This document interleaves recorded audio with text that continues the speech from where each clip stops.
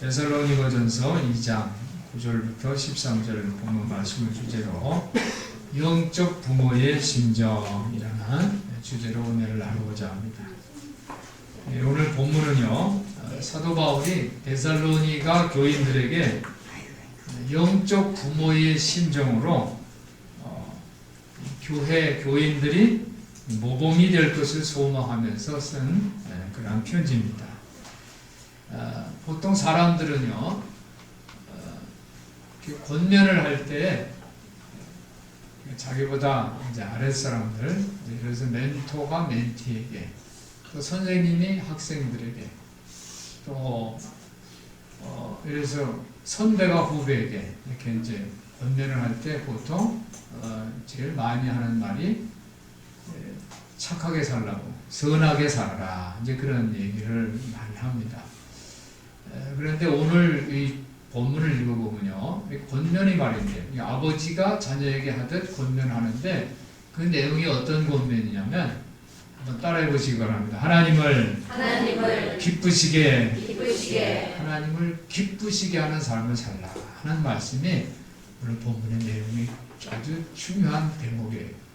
우리 성도들도 하나님을 기쁘시게 하는 그런 삶을 사시기를 예수님 이름으로 부탁을 드립니다. 아멘. 오늘 2장의 2절을 보면요, 너희 아는 바와 같이,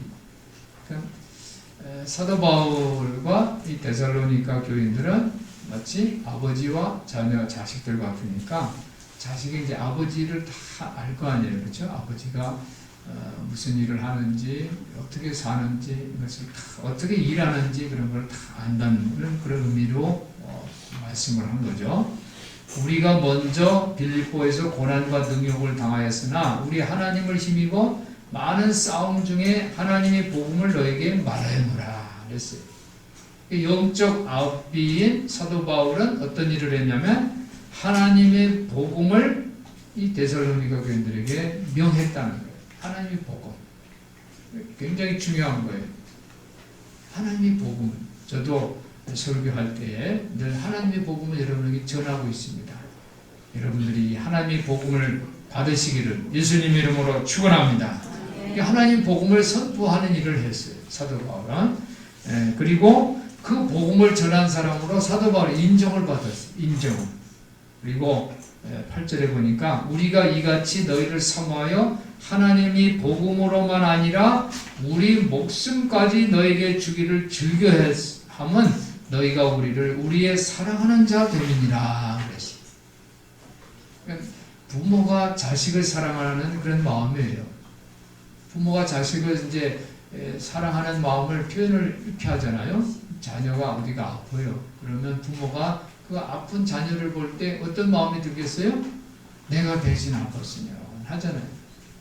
너는 아프지 말고 내가 대신 아팠으면 좋겠다. 그런 마음이 부모의 심정이에요. 오늘 사도 바울은 데살로니가 교인들에게 복음을 전했지만은 이 복음을 선포하고 전하면서 어떤 마음을 가지고 하냐면 나는 복음을 나누는 마음이에요. 복음을 나누는. 그래서 내가 이 목숨을 내어주는 그런 심정으로 복음을 나누는 거예요. 우리 성도들도 이 복음을 증거할 때 여러분이 선교하고 전도하고 이렇게 하잖아요. 근데 그것을 그냥 뭐 전파하고 내가 말했으니까 네가 받든 안 받든 그건 하나님 책임이야 이게 아니라 부모의 심정으로 여러분들이 그 상대방의 예수님이 그 많은 그 광야에 그 들판에 나와 있는 5,000명이 넘는 남자만 5,000명이니까 얼마나 여인 이 아이들까지 다 합치면 2만 명이 넘는다는 거 아니에요? 그 숫자가 밥을 못 먹고 있으니까 예수님이 어떤 마음을 가지셨다고 했어요? 긍휼히 여겼다고, 측인히 여겼다고. 그런 마음으로 하나님이 기적을 베푼 거 아니에요? 우리 성도들도 주님의 복음을 증거하고 선포하고 나눌 때에 그러한 영적 부모의 심정을 가지시기를 예수님 이름으로 축원합니다. 오늘 이 사도 바울은 복음을 증거하면서도 사도의 권위를 주장하지 아니하고 이 사도 바울은 자기 일을 가졌어요. 자기가 벌어서 자기가 자기의 그 생활비를 충당을 한 거예요. 생활비를 충당할 뿐 아니라 복음을 전하는 일에 자기가 돈을 벌어서 썼어요. 그러니까 일을 했단 말이에요. 그런데 이 데살로니가 교인들은 일하는 것을 싫어했어요. 일하는 것 자체를 싫어하다기보다 경멸했어요. 그런 이 분위기가 있는 이 교인들에게 사도 바울은 일을 하는 모범을 보였어요.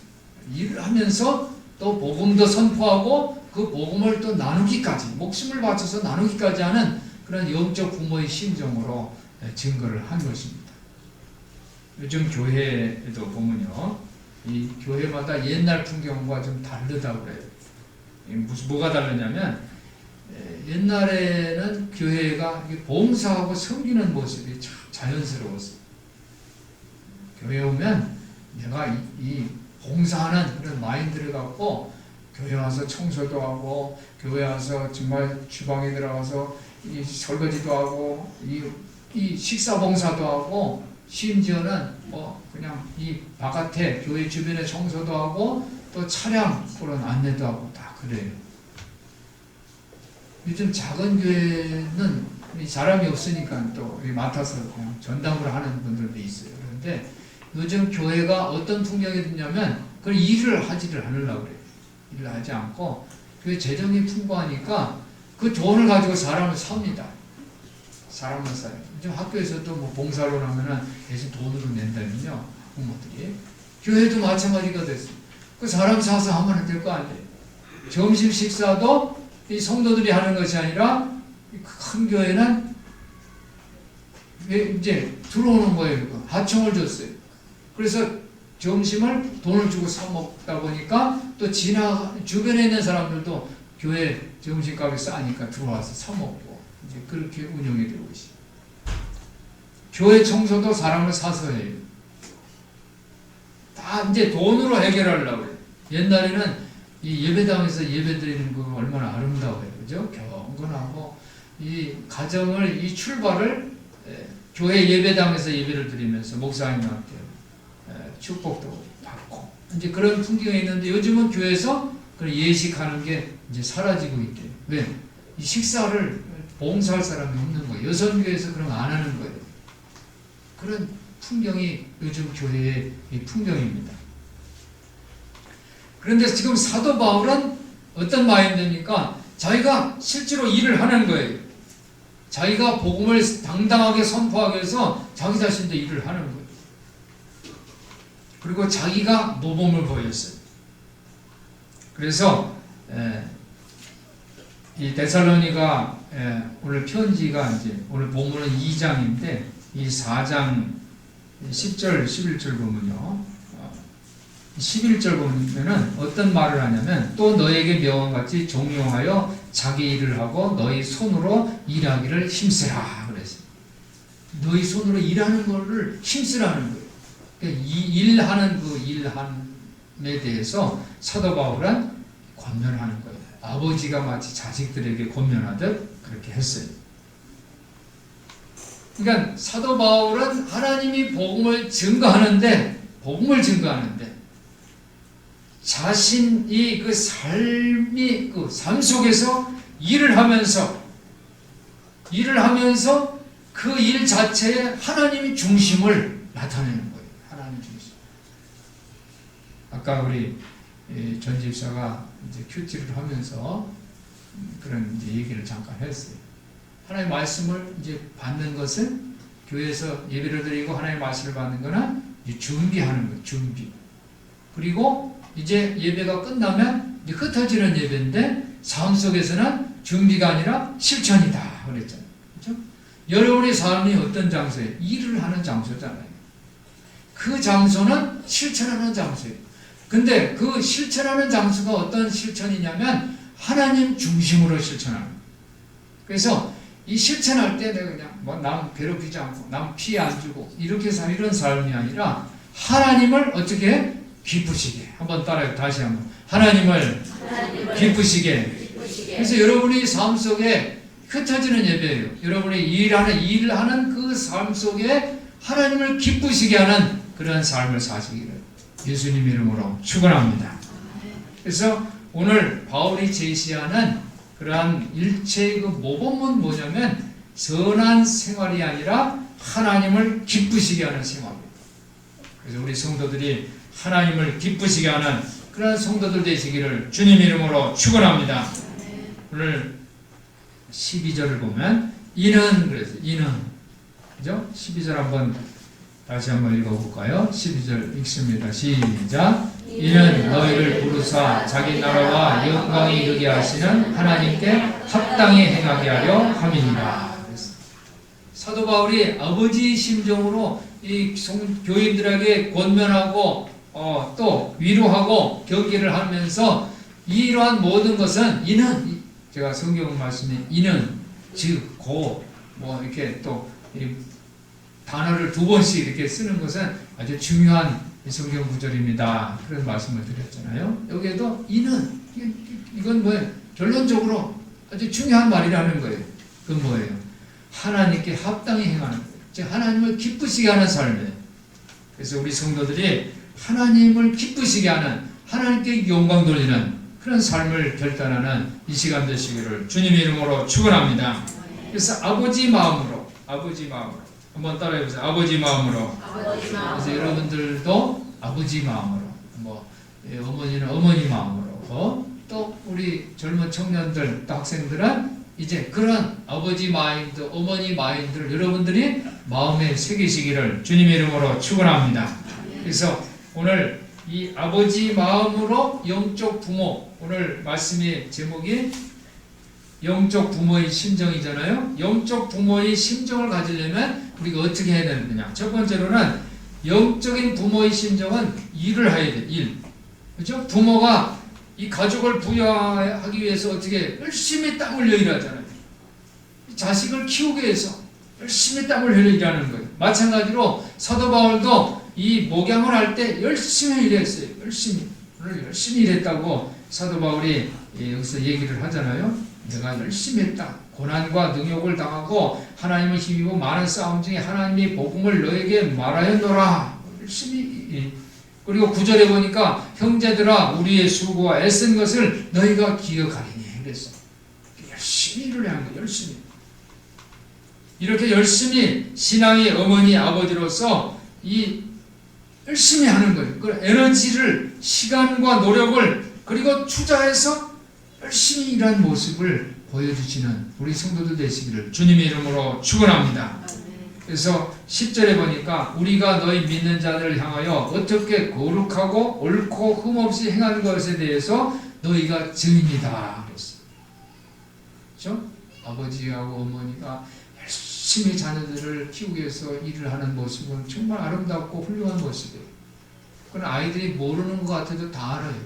이 다음에 커서 자기도 엄마가 되고 아버지가 되고 이게 살다 보면 우리 아버지 어머니가 열심히 살았구나. 그것이 마음에 와닿게 되는 거예요. 그래서 이제 점점 그런 자기가 그런 경험을 하면서 부모와 어머니에게 효도하는 그런 자녀들이 될 줄 믿습니다. 형제들아 우리의 수고 애쓴 것을 너희가 기억하고 또 10절 우리가 너희 믿는 자를 향해서 어떻게 거룩하고 옳고 흠없이 행한 것에서 너희가 증인이다. 그래서 증인. 그러니까 우리 부모들은요 자식들에게 너 공부 열심히 해. 뭐 어떻게 하고 말로 얘기를 하면서 안달하는 것보다 더 중요한 게 뭐예요?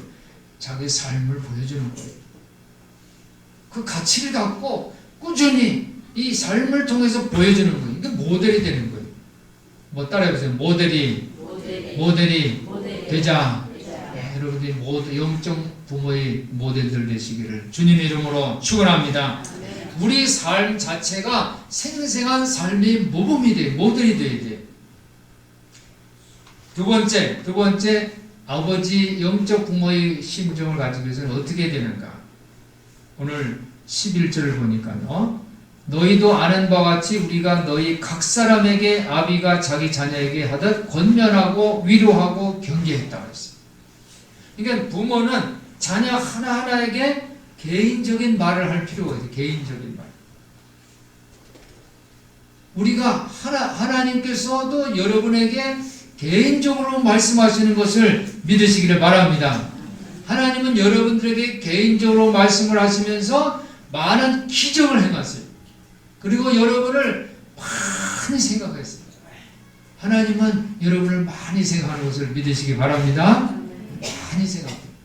뭐 따라해 보실까요? 하나님은 나를 많이 생각하십니다. 믿습니까? 우리 그 지호도요, 식구들 다 알아요. 자기 사랑하는 줄 알아요. 아주 어린데도 다 아는 거예요. 하나님은 여러분들을, 예수님이 제자들 볼 때 얘들아 하고 부르는 장면이 성경에 이렇게 종종 나타나요. 그만큼 많이 생각하고 계시다는 거예요. 하나님은 여러분을 많이 생각하세요. 이런 하나님을 만나시기를 주님의 이름으로 축원합니다. 오늘 아침에 저한테 핸드폰으로 카톡이 왔어요. 목사님한테 카톡이 왔는데, 오늘 이제 주일 복된 날인데, 하나님께 우리는 보통 주일날은 뭐라고 그래요? 주일날은 뭐 하러 간다 그래요? 예배 보러 간다, 예배 드리러 간다, 뭐 이래 하잖아요. 그죠? 그래서 오늘은 예배 보러 간다, 예배 드리러 간다 이러는 마음보다는 하나님을 만나는 그런 날이 되었으면 합니다. 그랬어요. 예배 보러 간다, 예배 드리러 간다는 어떻게 이렇게, 물론 그 말이 뭐 나쁜 말은 아니지만은 부담감 같은 게 있잖아요. 부담. 내가 책임감을 가지고 나는 하나님께 오늘은 주일날이니까 주일 지켜야 되고, 그래서 예배 드려야 돼. 이렇게 이제 그런 뉘앙스가 좀 있지만, 하나님을 만나는 거예요. 아버지, 보고 싶은 아버지. 나를 많이 생각하시고, 나를 사랑하시고, 나에게 은혜를 주시는 그 하나님을 만들어가는 그 시간. 그게 바로 경건의 시간이에요. 경건의 시간. 한번 따라해 보세요. 경건의 시간. 그래서 여러분들이 예배 시간에는 내가 뭐 복을 받아야지, 내가 열심히 예배 드려야지, 뭐 이러한 그런 의미와 책임 이런 것보다는 경건의 시간, 경건의 시간. 그죠? 하루 종일 열심히 일을 했으면은 우리가 또 어떻게 해야 돼요? 밤에는 어떻게 해야 돼요? 쉬어야 되잖아요.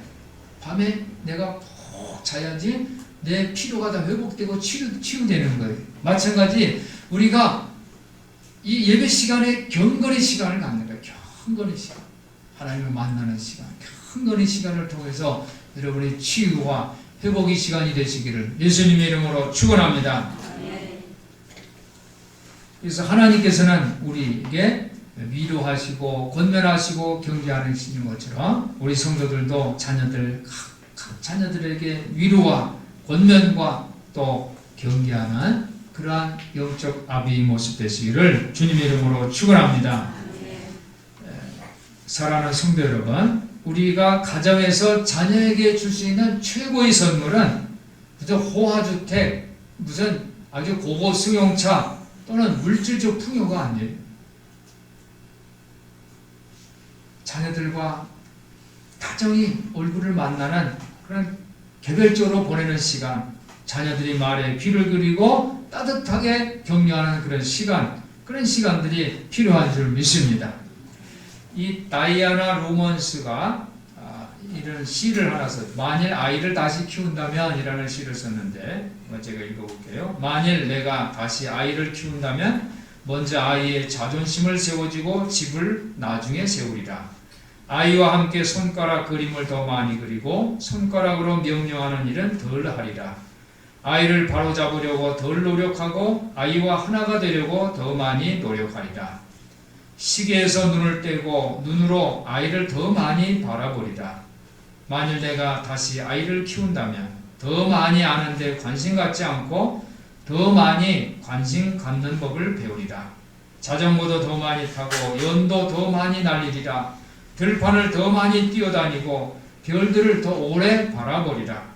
더 많이 껴안고 더 적게 다투리라. 도토리 속에 떡갈나무를 더 자주 보리라. 덜 단호하고 더 많이 긍정하리라. 힘을 사랑하는 사람으로 보이지 않고 사랑의 힘을 가진 사람으로 보이리라. 그런 글을 썼어요. 참 저도 이 말에 참 동감해요. 저도 우리 아이들 키울 때는 뭡니까 이렇게 손가락으로 이게 명령하는 걸 더 많이 한 것 같아요. 아이와 더 많이 대화하고 했습니다. 근데 이제 할아버지가 되니까 이제 손주들하고 그렇게 하고 싶더라고요. 젊었을 때 잘 모르는 것 같아요. 근데 여러분들이 이 말씀을 듣고 마음에 새기시기를 바랍니다. 지금이라도 정말 영적 아비의 심정으로 그것이 얼마나 중요한지를 여러분들이 마음에 결단하는 이 시간이 되었으면 좋겠습니다. 우리 교회에 이 세 자매가 신앙생활을 잘해요. 우리 교회 세 자매가 누군가 하고 생각하시겠지만 우리 성도들도 그 신앙생활하는 거 보고 아주 칭찬이 자자해요. 이름을 제가 불러볼게요. 세봄이, 경선이, 경진이. 지난주 금요일에 이 세봄이가 저한테 편지를 써줬어요. 옆에 우리 앞에 세봄이가 있어서 그렇고 저도 그렇고 좀 쑥스러웠지만 그 편지를 보고서 너무 행복했어요. 그래서 공개해 보려고 하는데 세봄이 괜찮아? 짧게 한번 읽어볼게요. 목사님 안녕하세요. 저 세봄이에요. 편지가 늦어서 죄송해요. 그래도 목사님은 이해해 주시리라 믿어요. 목사님, 저는 목사님을 보면 예수님이 생각나요. 실버라이프, 홈스쿨 등 여러 사역을 묵묵히 하시는 모습을 보면 제 삶에 많은 도전을 받았고 섬김이 얼마나 중요한지도 깨닫게 되었어요. 제 학교 생활에서 친구들을 섬기려고 노력하지만 아직 제가 부족한 게 너무 많아서 잘 섬기지 못할 때가 많은데 그럴 때마다 목사님, 사모님 생각하면서 섬기려고 노력해요. 목사님은 저한테 비타민 같은 존재예요.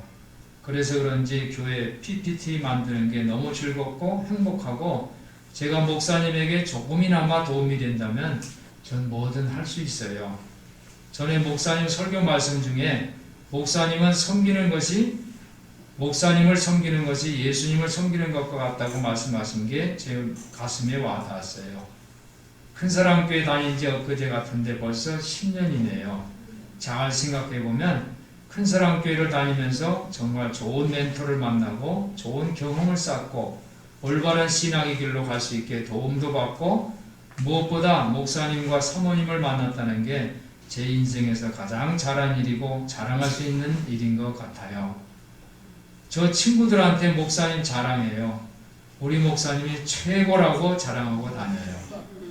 그만큼 목사님이 좋아요. 항상 저 보면 웃으시면서 안아주시고 격려해 주셔서 정말 감사하고 사모님도 저 예뻐해 주셔서 감사해요. 제가 하나님을 만날 때 6학년이었는데 유준 선생님이 보내주신 말씀 문자를 보면서 많이 은혜 받았고 힘든 상황이 있었는데 그때부터 하나님 앞에 부르짖어 기도하는 법을 알게 되었고 기도하니까 방언도 터지더라고요. 지금도 여전히 부족하지만 약한 자를 사용하시는 하나님을 믿어요. 저 위해서 기도해 주셔서 감사드리고 저희 세 자매 열심히 섬기며 신앙생활 할게요. 마지막으로 목사님을 존경하고 사랑해요. 생신 축하드려요. 목사님 팬 세범올리.